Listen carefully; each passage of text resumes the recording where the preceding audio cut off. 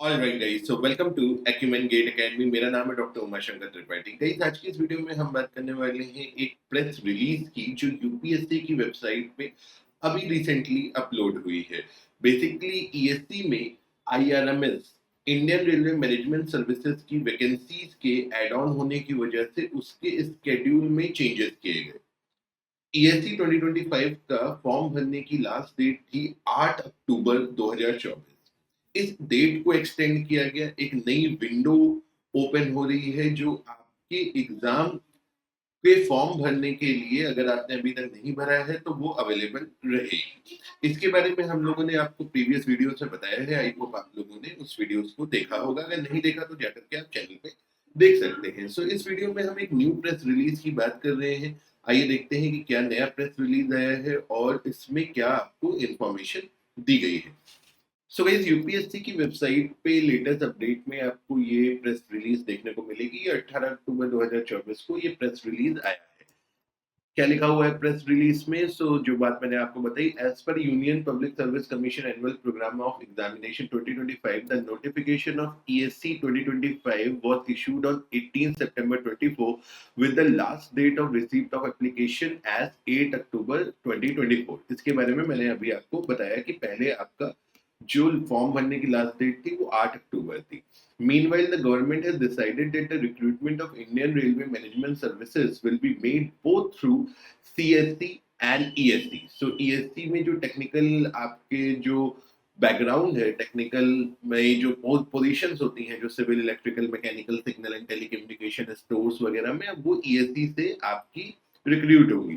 The Ministry of Railways has also notified Indian Railway Management Services Rules 2024 on 9th October 2024, keeping in view the decision of the government for inclusion of IRMS in ESC। तो जैसे मैंने आपको बताया कि Indian railway management services पे ESC में add on होने की वजह से the opening of correction window from 9-10 next day of the last date of receipt of application was put on hold. तो होता क्या है कि जब भी आपका ईएससी का फॉर्म भरा जाता है या गेट का फॉर्म भरा जाता है, तो गेट का फॉर्म ईएससी के फॉर्म भरे जाने के बाद आपको एक करेक्शन विंडो दिया जाता है कि अगर आपसे कहीं से कोई भूल चूक हो गई है तो उस करेक्शन विंडो में आप उसको सुधार सकते हैं।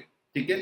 ये करेक्शन विंडो थी, 8 अक्टूबर तक फॉर्म भरा जाना था। फॉर्म भरे जाने के बाद 9 अक्टूबर से ये करेक्शन विंडो ओपन होनी थी और उसके बाद ये आपका जो भी मिस्टेक्स थी उसके बाद आपका फॉर्म पूरी तरीके से हो जाता। लेकिन इसको क्या कर दिया गया? होल्ड कर दिया गया। आइए वापस देखते हैं।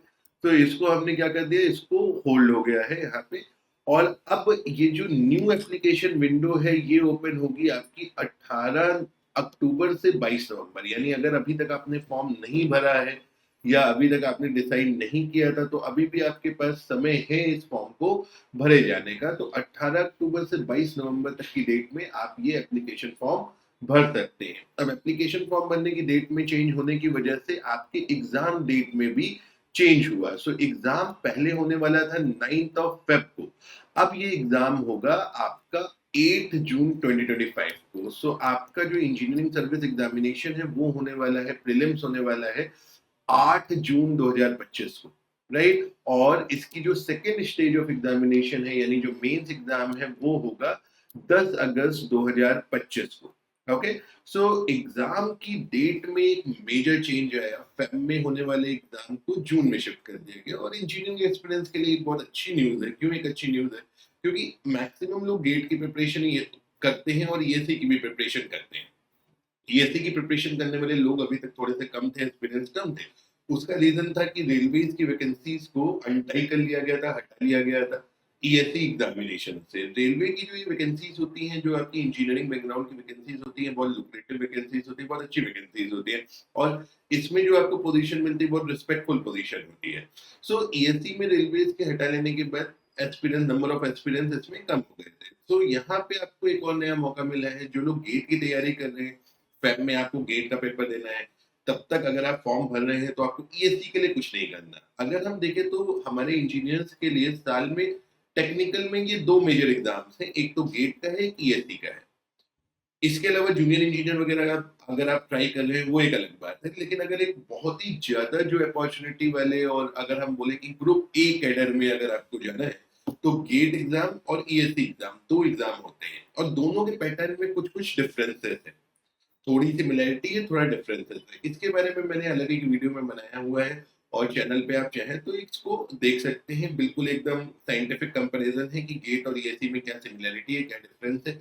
अगर साथ में तैयारी करते हैं तो क्या बेनिफिट्स है, क्या नुकसान है। ओके, तो वो आप वहाँ से देख सकते हैं। सो मेन बात क्या है कि जो ईएससी का एग्ज़ाम है, अब गेट के एग्ज़ाम के बाद आपको मार्च, अप्रैल, मई यानी 3 मंथ आपको मिलेगा और ये एग्ज़ाम जो है आपका जून में होगा। सो आपको प्रिपरेशन के लिए ठीक-ठाक समय यहाँ पे मिलने वाला है। सो आई होप आप लोगों को ये इन्फॉर्मेशन ठीक लगी होगी और मेरा सजेशन ये है कि जो भी स्टूडेंट गेट की प्रिपरेशन कर रहे हैं और अगर आप जॉब की तरफ ज़्यादा डेडिकेटेड हैं, जॉब की तरफ जाना चाहते हैं, मास्टर्स वगैरह में आपका कम इंटरेस्ट है, तो ईएससी की प्रिपरेशन भी आपको ज़रूर करनी चाहिए। फॉर टाइम बीइंग फॉर्म की डेट ओपन हो चुकी है, तो फॉर्म तो ज़रूर भर दीजिए। So with this, thank you very much and have a good day.